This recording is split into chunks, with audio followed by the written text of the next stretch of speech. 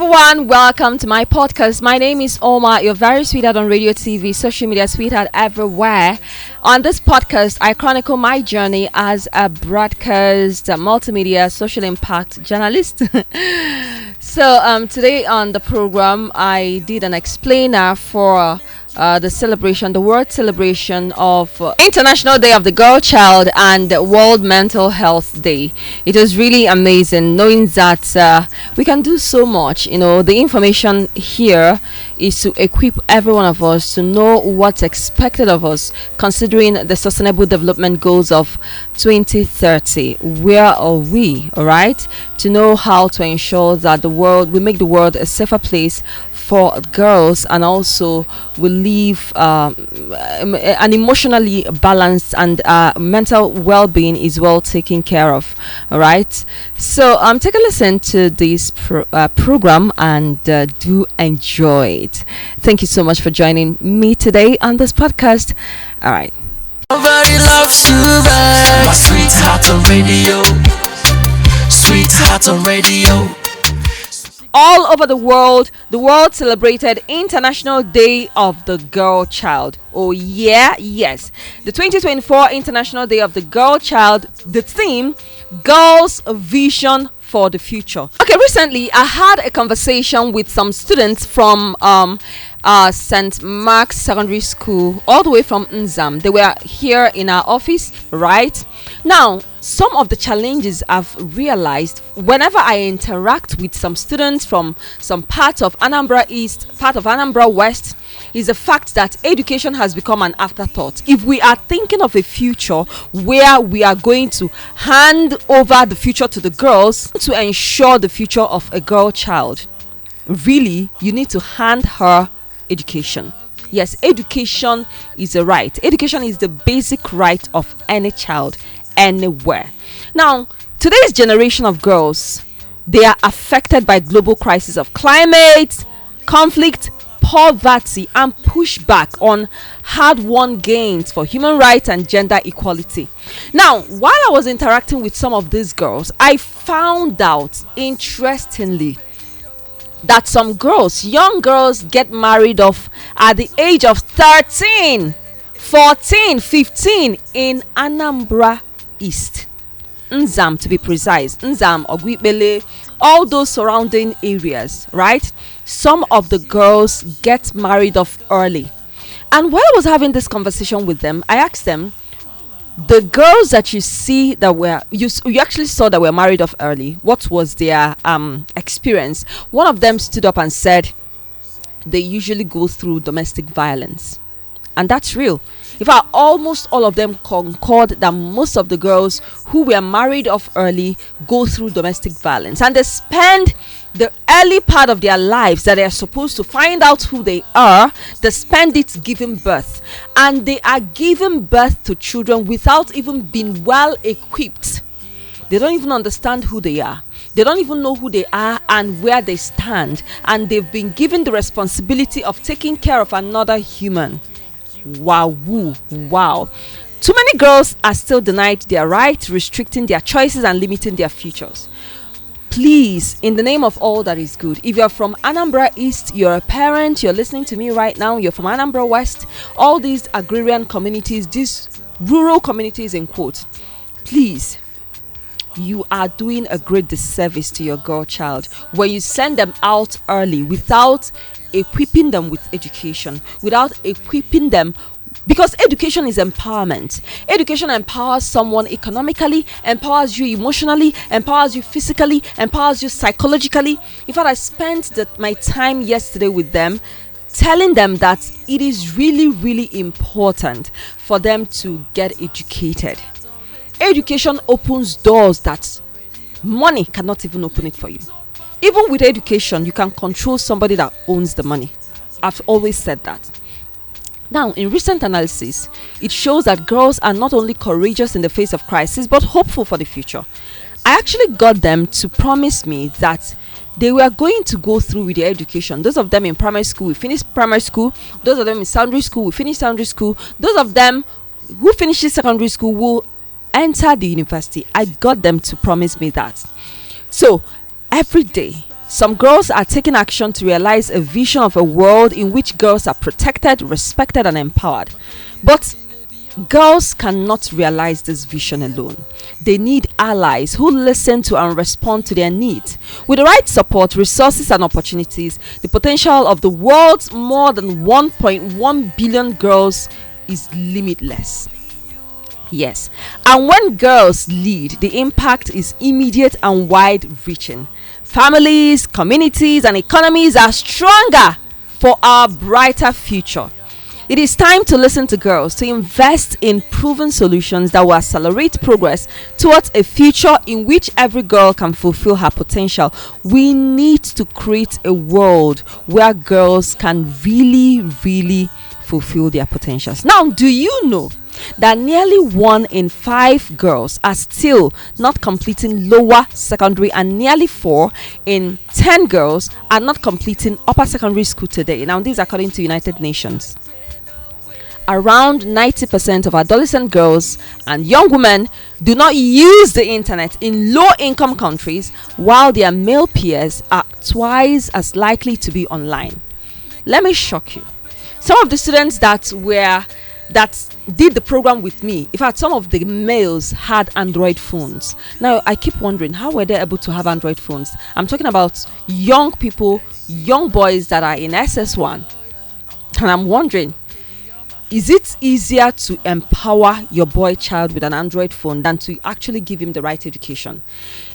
While discussing with them, they said that a parent from Anambra finds it easier to buy an Android phone, a smartphone for the child, they find it easier to buy phones for them, way more than paying their school fees. And with the fact that Anambra State government has given free education in primary schools, nursery, primary, secondary schools, why are our girls not in school? If we are going to have a future, girls' vision for the future, if we are going to have a future where girls are empowered, to empower them, you need education. Now, globally, girls aged 5 to 14 spend 160 million more hours every day on unpaid care and domestic work than boys in the same age.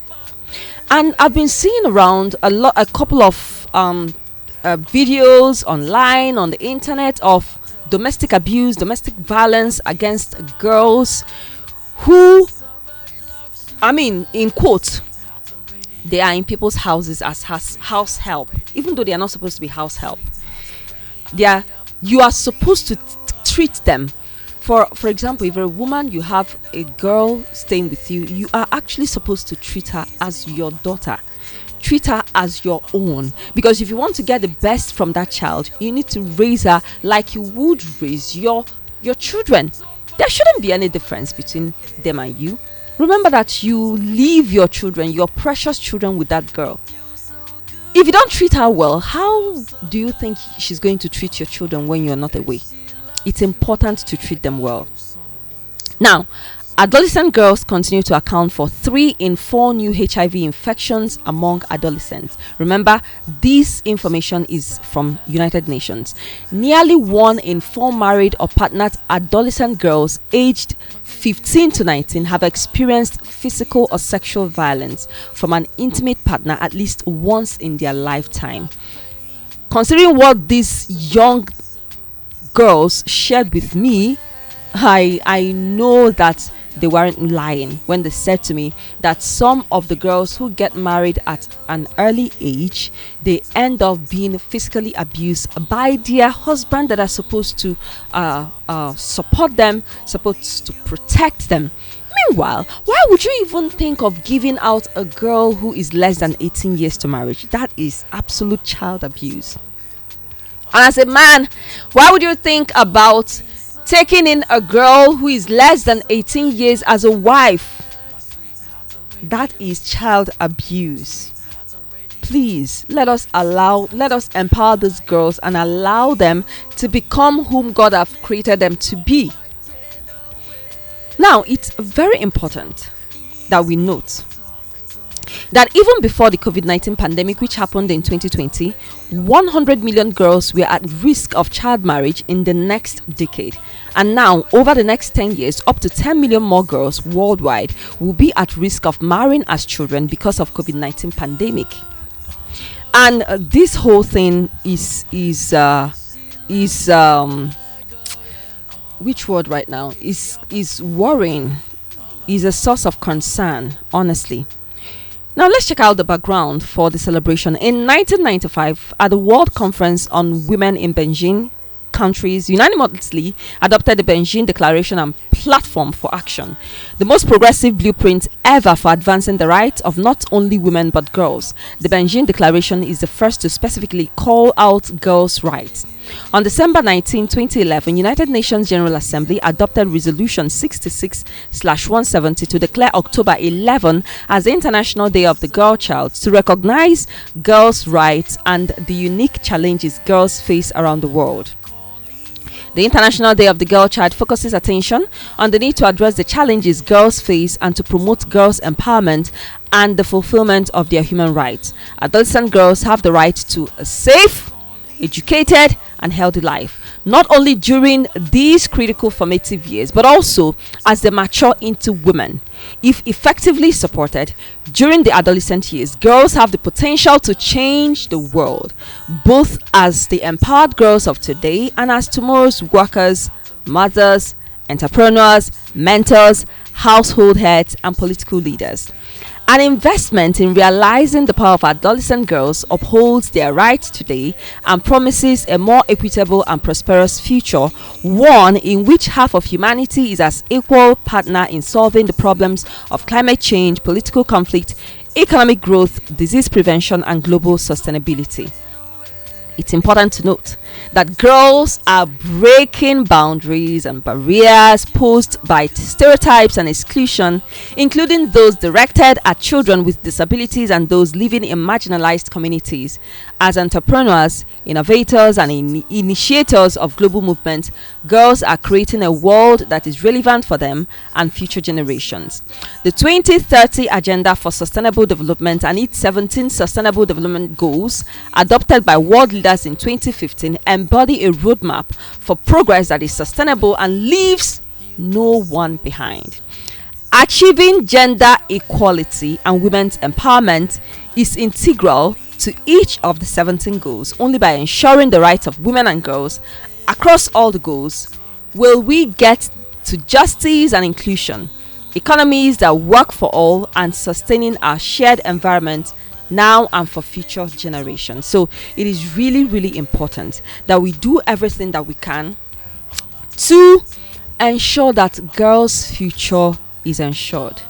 Remember, when you train a woman, you are indeed raising and training a nation.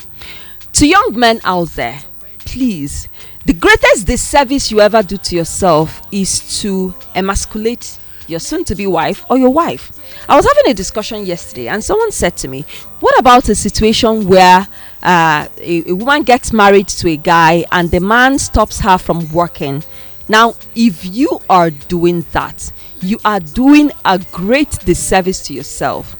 Please, as a mom, as a dad, as an uncle, as an auntie, please ensure that that girl child is well trained. I've had a couple of girls who sent me messages. In fact, recently a young girl sent me a message and told me that the father stopped her from going to school because the father felt that she is going to get married and that the boys need to go to school. I was like, wow! Like, wow, woo. Do we still have that? Do we still have people with that kind of mindset in this 21st century? Like, if you still have that mindset that your girl child does not need to go to school, that it is the boy child that needs to go to school, at the end of the day that the girl will go to her husband's house, you need to give me a break and need to have a rethink. That is why this program is all about learning, unlearning, and relearning. Girls are breaking, shattering ceilings, they are blazing trails, they are creating paths right now. We have a lot of women who are doing great things and amazing things. As a parent, all you need to do is to please empower your girl child with education. Education is the right empowerment for your girl child. Okay, so that's one. That's that. Now let's look at the World Mental Health Day. On 10th of October, the world celebrated World Mental Health Day. The overall objective of World Mental Health Day is to raise awareness of mental health issues around the world and to mobilize efforts to support of mental health. The day provides an opportunity for all stakeholders working on mental health issues to talk about their work and what more needs to be done to make mental health care a reality for people worldwide. Now, over the years, the world has been celebrating World Mental Health. Now, mental health and mental well-being, which sit with SDG 3, right? And it's really important that we talk about health and mental health. A lot of the challenges people are facing through in life is as a result of their mental health, breakdown in mental health. Now let's take a look at how it's been celebrated. Okay, this year, World Mental Health Day 2024, the theme was mental health at work. Your work. How healthy is your work environment? We're going to look at that. Now, in 2023, it was mental health is a universal human right.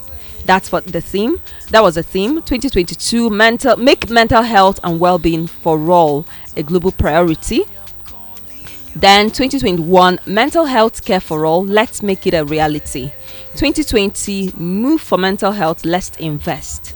2019, focus on suicide prevention. 2018, young people and mental health in a changing world. 2017, mental health in the workplace. 2016, psychological first aid. 2015, dignity in mental health. 2014, living a healthy life with schizophrenia. Then 2013, mental health and older adults. So let's take a look at a bit of what happened, the global key facts for this year. Now, the key facts globally: 1 in 7 10 to 19-year-olds experience a mental disorder, accounting for 15% of the global burden of disease in this age group. Now, this is according to World Health Organization. Depression, anxiety, and behavioral disorders are among the leading causes of illness and disability among adolescents. Suicide is the third leading cause of death among those aged 15 to 29 years old. The consequences of failing to address adolescent mental health conditions extend to adulthood, impairing both physical and mental health and limiting opportunities to lead fulfilling lives as adults. Yeah. So it's very important that we understand that the adolescence is a crucial period for developing social and emotional habits important for mental well-being. These include adopting healthy sleep patterns, exercising regularly, developing coping, problem-solving, and interpersonal skills, and learning to manage emotions. Protective and supportive environments in the family, at school, and in the wider community are very important. Now, multiple factors can affect mental health. What are these factors? The more risk factors adolescents are exposed to, the greater the potential impact on their mental health. Factors that can contribute to stress during adolescence include exposure to adversity, right? Pressure to conform with peers, and exploration of identity. Media influence. Do you know? Are you aware that the media is the number one influence of our time? Yes. Media is the number one influence of our time. So it's really important what you expose your children to. Very, very important.